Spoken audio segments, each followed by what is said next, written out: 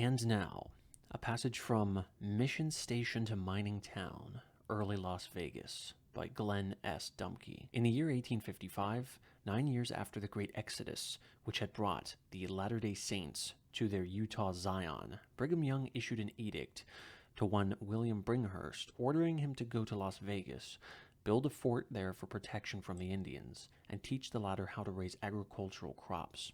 Accordingly, president of the mission Bringhurst started out with 30 disciples on May 10th of that same year to traverse the long arid stretches of southern Utah Territory and to plant seeds in the wilderness. It was a very churchly tour. One of the brethren was baptized en route, and every camp was characterized by much oratory and, regrettably, some hard feeling. 1 month and 4 days later, the saints arrived at their goal, the brush-clad springs called Las Vegas de Quintana, on their plateau, surrounded by barren hills, baking under a brassy sun. They found Las Vegas to be a nice patch of grass, about half a mile wide and 2 or 3 miles long, at the base of a 50-foot bench or mesa. The springs featured clear, glassy water in a pool about 30 feet in diameter. 2 feet below the surface, the white sand bubbled, but it was quicksand, and when the saints sounded it, they went to a depth of 60 feet without finding bedrock. There was firewood in plenty, but only in the form of scrubby mesquite. Large timber was scanty. 2 days later on the Sabbath, the brethren built a small bowery in the forenoon, and at 1 p.m. gathered for a religious meeting.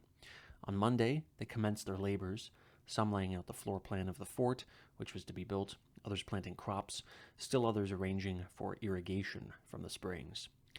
The location which they chose was downstream from the springs about 4 miles. The fort was to be 150 feet square. Close to the creek, garden lots were laid out near the stream bed, 1/4 of an acre each in size, and farmland at a greater distance was platted into 15 5-acre lots. The Mormon mission was on its way. The place to which these zealots had brought their industry and faith was long known in the history of the American West. When the old Spanish trail from Santa Fe to California was used early in the century, Las Vegas de Quintana, the Meadows, was a favorite stopping place. John Charles Fremont happened on it in his peregrinations and mentioned it in his reports.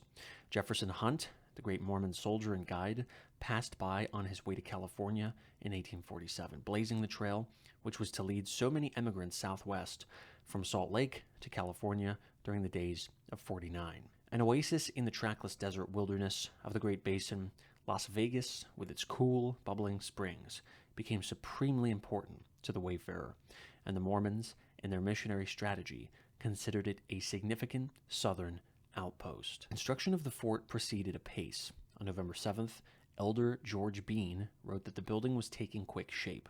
Adobe walls were to be 14 feet high, 2 feet thick at the bottom, and 1 foot thick at the top. Houses went up around the fort, and the comforts of life increased. When completed, the fort had one wall 14 feet in height, with 2-story houses attached, and 3 sides with 9-foot stockades. Logs for the houses and frames were hauled from the Charleston Mountains on the west. Gates and bastions and a 24-hour military guard defended the fort. Land roundabout was fenced, bridges were built across the creek, and crops matured to harvest. The fort became a solid establishment, the focus of all life in that empty land. The saints were not alone in the wilderness, however. The Lamanites, here Indians of Shoshonean stock, were all about them, and proselytizing began early. By December, some 59 of the squat primitives had been baptized. The saints also devoted some attention to mineral deposits, not of gold, but of a far more practical metal in that Indian country, galena, or lead ore. A large deposit was discovered 18 miles southwest of the fort, and Nathaniel Jones was sent to build a mine.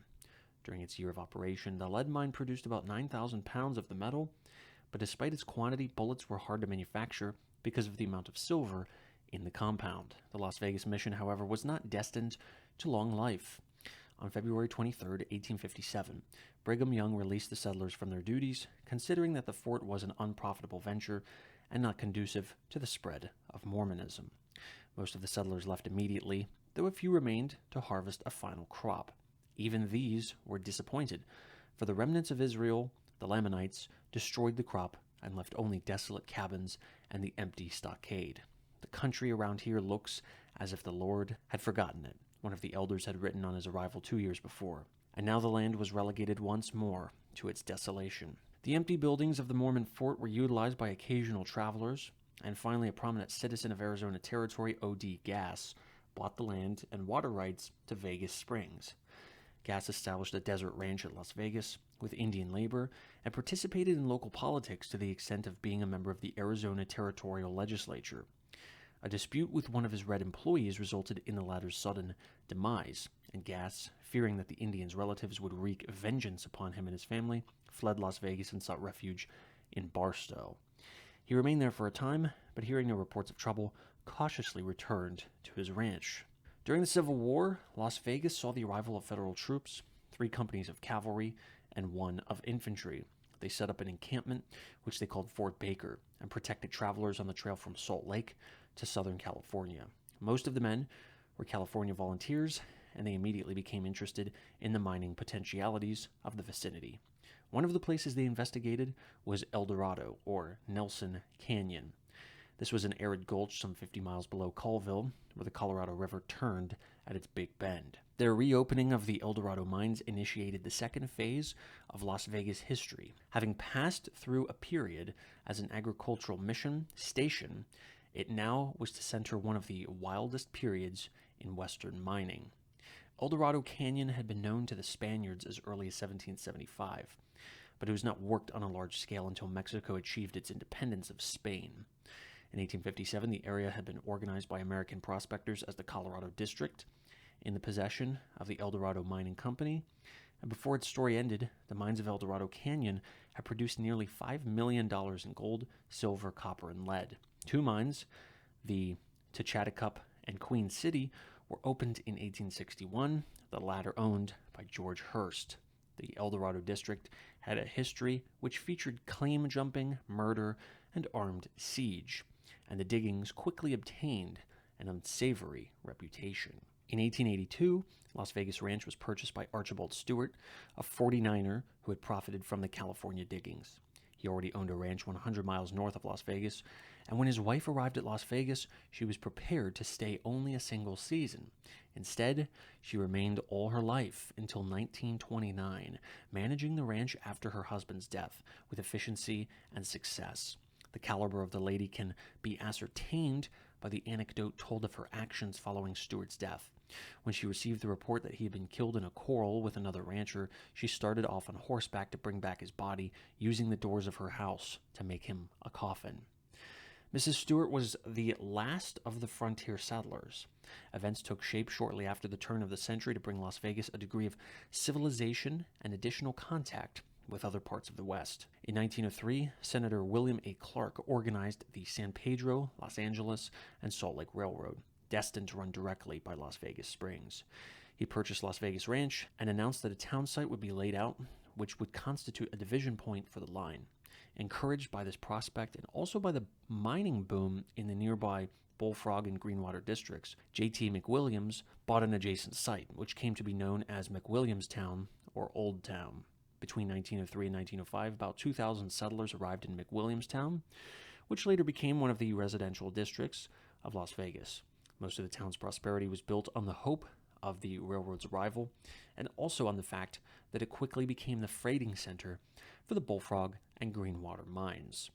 The official beginning of Las Vegas proper, however, occurred in May 1905, when an auction was held by the railroad to dispose of lots in the platted town site. The auction was a wild affair. Long before the day scheduled, hundreds of prospective settlers flocked into Las Vegas and set up a camp that resembled San Francisco in the palmy days of '49.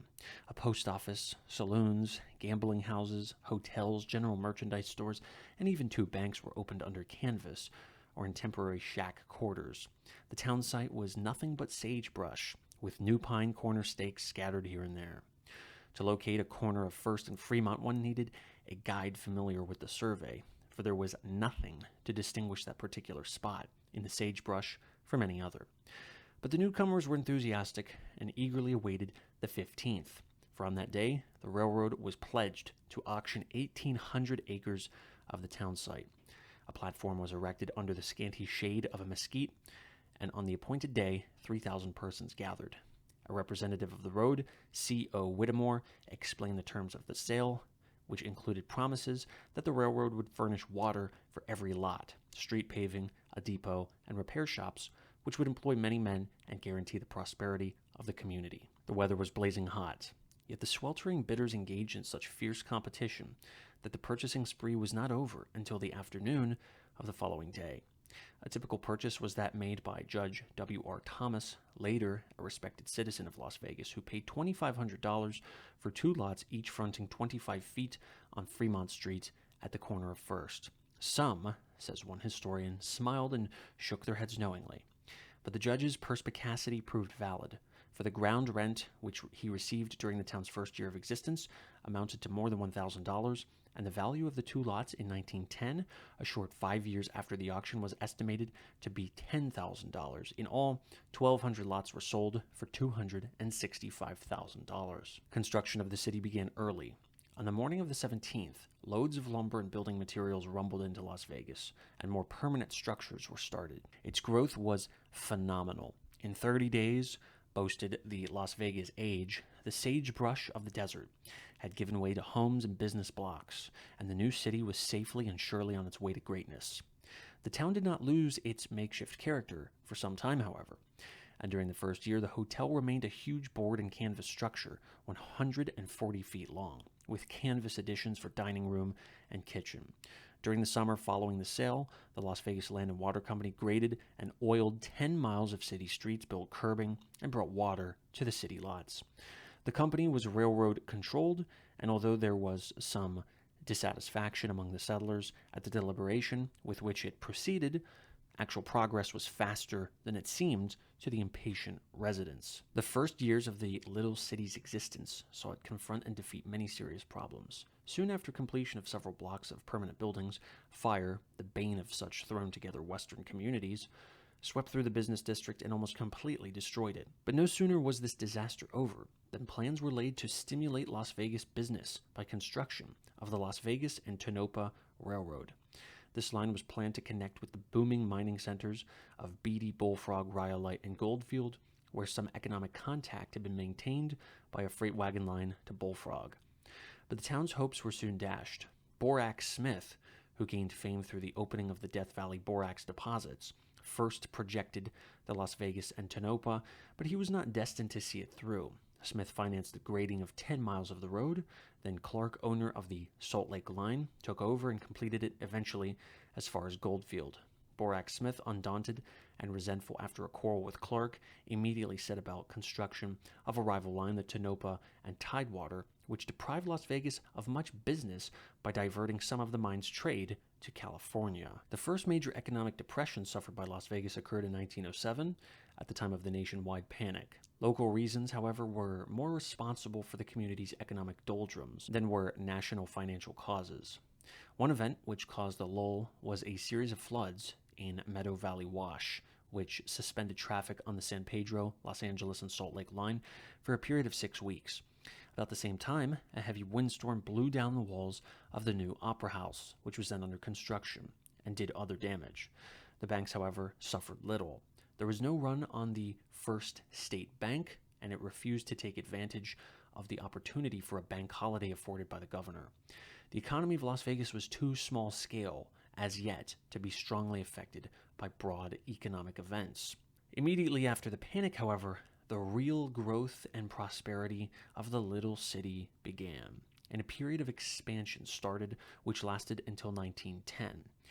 First of all, an experimental artesian well was dug 3 miles north of town by the Vegas Artesian Water Syndicate, a citizens' association headed by Judge M.S. Beale, a prominent leader, which subscribed several hundred acres of land to finance the venture.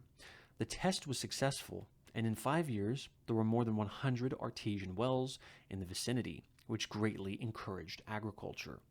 More substantial buildings were put up in 1908, and Las Vegas began to assume the characteristics of a prosperous town. There were necessarily minor complications. For instance, in March 1909, citizens petitioned the post office department to change the town's name from Las Vegas to Vegas because of the fact that much of the town's mail found its way to Las Vegas, New Mexico. The petition, however, had no lasting results. Also in 1909, agitation for a sewer system was begun, but was quickly quashed by suspicious persons who did not know who or what is behind the proposition. Despite the plaintive protest of the Las Vegas Age that no one should oppose any proposition to invest money in Vegas unless the enterprise is clearly shown to be harmful. In 1911, a gas plant, power company, and telephone system were projected, and new tracks expanded the town's area. Meantime, the population of Las Vegas was growing rapidly. By 1910, there were 403 registered voters, which indicated a population of 1,500. Public journals engaged in a campaign to attract settlers, a typical article appearing in the Las Vegas Age of February 11, 1911. Are some of the newcomers to America seeking land? We shall be glad to have you come here. If your speech is touched by the Russian accent, we shall recall the work you did as colonists in subduing the Dakotas. Scandinavian, then we point with exultation to your work in Minnesota. German, then what would Indiana, Illinois, Wisconsin, and other states of the Northwest Territory have been without your efforts in developing both land and municipality? Irish, no section can live without a good strain of Irish blood to stir its sluggish possibilities. Italian, we look forward to the Italian as the master in the development of the vineyards in this valley. American, what is American? English, Irish, Dutch, and Danish. French, Italian, German, Spanish. Mingle their blood until they vanish in one conglomeration, American. The modern attitude of Las Vegas, along with the rest of the American West, favors more exclusiveness. In March 1909, the Las Vegas Promotion Society was organized at a citizens' meeting attended by 50 persons at the Opera House. Its purpose, as stated in the opening resolutions, was to make known Las Vegas resources and to encourage new enterprises and industries, and later it took all southern Nevada as its province.